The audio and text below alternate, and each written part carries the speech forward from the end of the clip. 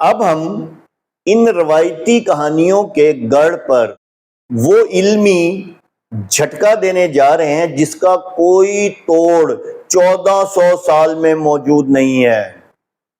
ناظرین کرام، جب ان کے سامنے گرامر کی جراحی رکھی جائے یا قرآن کا سیاق و سباق پیش کیا جائے تو یہ کہہ کر بھاگنے کی کوشش کرتے ہیں کہ صاحب آپ کو کیا معلوم، ہمارے مفسرین نے ان آیات کا کچھ اور مطلب بیان کیا ہے۔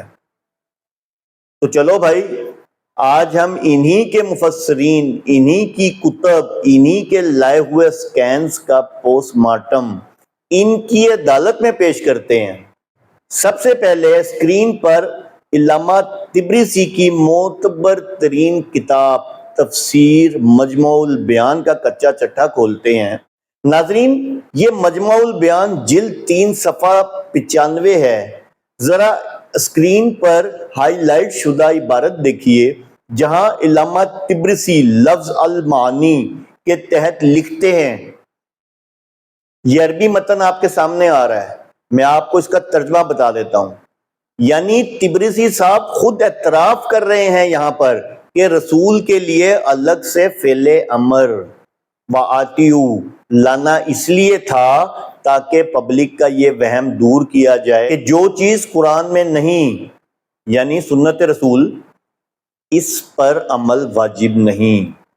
یعنی وہ خود مان رہے ہیں کہ گرامر میں فعل کی تکرار رسول کی مستقل تشریعی حیثیت کو بتانے کے لیے ہے، لیکن جیسے ہی باری آئی اولی الامر کی تو طبرسی صاحب کا یہ قانون ہوا میں اڑ گیا، کیونکہ اولی الامر کے لیے فعل دوبارہ نہیں لایا گیا۔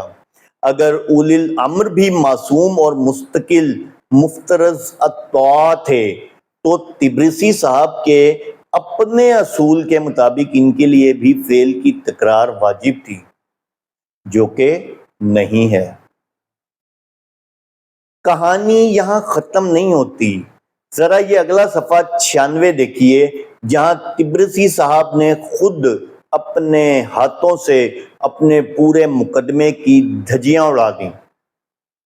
صفحے کے شروع میں وہ اعتراف کرتے ہیں کہ صحابہ اور تابعین کے نزدیک اولی الامر سے مراد معصوم ائمہ نہیں ہیں۔ طبرسی صاحب لکھتے ہیں، یہ آپ کے سامنے عربی آ رہی ہے، یعنی ابن عباس اور جابر بن عبداللہ جیسے جلیل القدر صحابہ خود فرما رہے ہیں کہ اس سے مراد عمرہ اور علماء ہیں، کوئی معصوم امام یہاں مراد نہیں ہے۔ اور اس کے بعد طبرسی صاحب اپنے عقیدے کو فٹ کرنے کے لیے ایک عجیب منطق لاتے ہیں۔ لکھتے ہیں کہ اللہ ایسے لوگوں کی اطاعت کا حکم نہیں دے سکتا جو آپس میں قول و فعل میں اختلاف کریں، کیونکہ یہ محال ہے۔ لیکن طبرسی صاحب ذرا اسی صفحے کا آخری حصہ تو دیکھیے جہاں آپ آیت تنازع فَإِن تَنَازَعْتُمْ کی تفسیر میں خود لکھ رہے ہیں۔ یہ عربی متن آپ کے سامنے آ رہا ہے۔ جب قرآن خود کہہ رہا ہے کہ تمہارا اولی الامر سے تنازع اور اختلاف ممکن ہے اور تنازع کی صورت میں معاملہ صرف کتاب اللہ اور سنت رسول کی طرف جائے گا، تو طبرسی صاحب آپ کا یہ کہنا کہ اختلاف محال ہے قرآن کے صریح متن کا انکار نہیں تو اور کیا ہے؟ اور آپ نے خود یہاں امام کا نام غائب کر دیا، کیونکہ آپ کو معلوم تھا کہ تنازع کی عدالت میں معصوم امام کا کوئی ذکر قرآن نے نہیں کیا۔ صفحہ 97 آپ کے سامنے آ رہا ہے، اس کی پہلی 2 لائنیں دیکھیے جہاں وہ مانتے ہیں، یہ عربی متن لکھا ہوا ہے، جہاں وہ مانتے ہیں، یعنی وہ پوری بحث میں صرف ایک مفروضے یعنی assumption پر عمارت کھڑی کر رہے ہیں کہ اگر ہم معصوم فرض کر لیں، طبرسی صاحب دین مفروضوں پر نہیں قرآنی متن کے قطعی دلائل پر چلتا ہے، اور آپ پورے 3 صفحات میں ایک بھی ایسی قرآنی دلیل پیش نہیں کر سکے جو اولی الامر کو معصوم ثابت کرے۔ چلیے ناظرین، مجموع البیان کا پول تو کھل گیا، اب لے کر آتے ہیں اس روایتی عمارت کی اصل جڑ، یعنی شیخ طوسی کی تفسیر التبیان۔ ذرا دیکھیے کہ استاد صاحب نے کیا گل کھلائے ہیں۔ ناظرین، یہ تفسیر التبیان جلد 3 صفحہ 235 ہے۔ شیخ طوسی آیت کا آغاز کرتے ہوئے بالکل سادہ اور صحیح بات لکھتے ہیں۔ یہ آپ کے سامنے عربی متن آ رہا ہے کہ یہاں تک تو بات ٹھیک تھی کہ اللہ اور رسول کی اطاعت ان کے احکام پر چلنا ہے، لیکن اب دیکھیے اگلے ہی صفحے پر اپنے عقیدے کو زبردستی گھسیڑنے کے لیے شیخ طوسی نے کیا تضاد بیانی کی ہے۔ یہ ہے صفحہ 236۔ طبرسی کی طرح شیخ طوسی بھی پہلے یہ اعتراف نقل کرتے ہیں کہ صحابہ کے نزدیک اولی الامر امرا اور علماء ہیں، انہم الامرا انہم العلماء، لیکن اس کے فوراً بعد اپنے اصحاب کا قول نقل کرتے ہوئے کہتے ہیں چونکہ اللہ نے ان کی اطاعت مطلق واجب کی ہے، اس لیے اس سے مراد ائمہ ہیں۔ شیخ طوسی صاحب، ابھی پچھلے ہی صفحے پر آپ مان کر آئے ہیں کہ اطاعت کا عطف یعنی کہ اینڈ رسول پر ہے، اور ہم گرامر کے اصول سے ثابت کر چکے ہیں الحمدللہ کہ عامل آتیو کا دوبارہ نہ آنا یہ بتاتا ہے کہ اطاعت مطلق نہیں بلکہ رسول کے تحت اور مشروط ہے۔ آپ اپنے ہی خود ساختہ مفروضے کو اطاعت مطلق کہہ کر قرآنی گرامر کا خون کر رہے ہیں۔ اور اب شیخ طوسی صاحب کا سب سے بڑا اعتراف دیکھیے، اسی صفحے کے آخری حصے میں جب وہ آیت کے اگلے حصے فَإِن تَنَازَعْتُمْ پر آتے ہیں تو لکھتے ہیں، یہ آپ کے سامنے عربی آ رہی ہے، یہاں شیخ طوسی بھی مان گئے کہ تنازع کی صورت میں رد یعنی رجوع صرف اللہ کی کتاب اور رسول کی سنت کی طرف ہوگا۔ انہوں نے بھی یہاں معصوم امام کا نام یکسر غائب کر دیا۔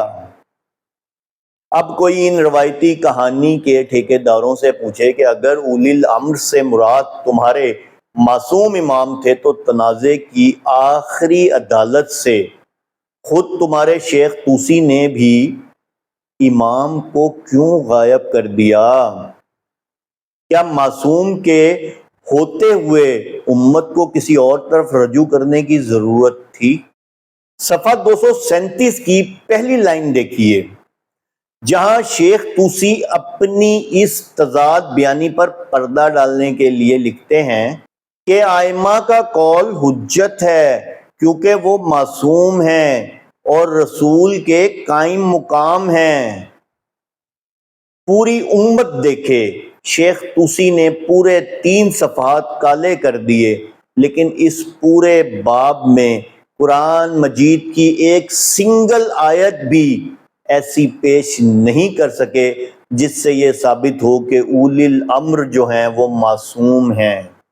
صرف اپنی روایات اور مفروضوں کا بوجھ قرآن کی اس آیت پر ڈالنے کی ناکام کوشش کی، جس کا پول خود انہی کے لکھے ہوئے تضادات نے کھول کر رکھ دیا۔ ناظرین کرام، مائکروسکوپک جراحی اور خود انہی کے مفسرین کی تضاد بیانی آپ نے اپنی آنکھوں سے اسکرین پر دیکھ لی۔ شیخ طوسی کی التبیان ہو یا علامہ طبرسی کی مجموع البیان، دونوں کتب کے اصل عربی سکینز گواہی دے رہے ہیں کہ جب قرآن کے متن کو اپنے خود ساختہ عقائد کی لاٹھی سے ہانکنے کی کوشش کی جائے تو علم لغت اور گرامر کس طرح ان کا یہ پورا مصنوعی محل زمین بوس کر دیتی ہے۔ آئیے آج کی اس پوری علمی گفتگو کا نچوڑ اب 3 کڑکتے ہوئے قرآنی حقائق کی صورت میں اپنے ذہنوں میں لاک کر لیجئے۔ پہلی حقیقت، قرآن مجید نے اللہ اور رسول کے لیے مستقل فعل امر آتیو اطاعت کرو دہرایا، لیکن اولی الامر کے لیے کوئی مستقل فعل نہیں لایا۔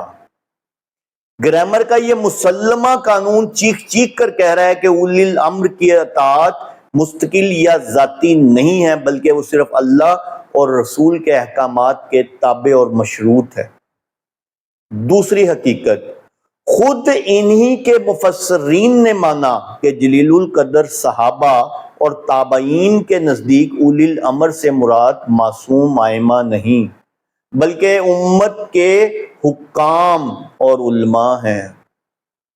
تیسری اور سب سے بڑی حقیقت، قرآن نے خود واضح کر دیا کہ اولی الامر سے امت کا تنازع اور اختلاف ممکن ہے، اور اگر تنازع ہو جائے تو آخری عدالت، آخری ترازو صرف اور صرف اللہ کی کتاب اور رسول کی سنت ہیں۔ اگر اولی الامر معصوم ہوتے تو قرآن تنازع کی صورت میں انہیں بائی پاس کر کے صرف اللہ اور رسول کی طرف لوٹنے کا حکم ہرگز نہ دیتا۔